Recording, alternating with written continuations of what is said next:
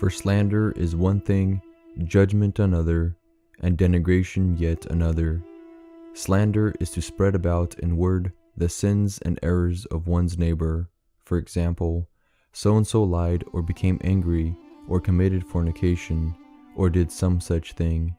Saying all of this, one slanders, that is, speaks with passion against someone, discussing that person's sin passionately. To judge a person is to condemn the person himself, to say that he is a liar, an angry person, or a fornicator.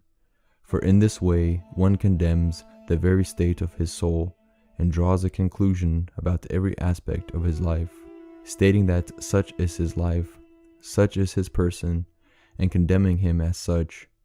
And this is a very great sin, because it is one thing to say that someone got angry, another to say that someone is an angry person of ill temperament, and thus draw conclusions, as I said, about the whole of his life.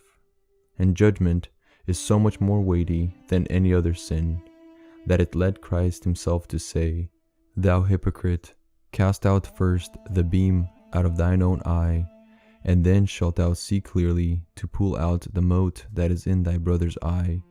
And he compares the sin of our neighbor with a sliver, and our judgment of him with a beam.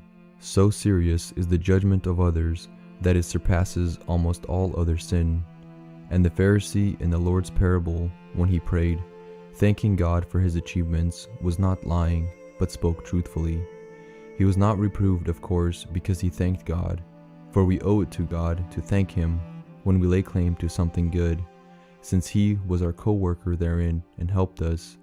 Therefore, the Pharisee was not reproved because he said, "I am not as other men are," that is, I do not do those things that other people do, or I do various things that they do not do, but was reproved when he turned his gaze to the tax collector and said, or even as this publican, it was then that he sinned.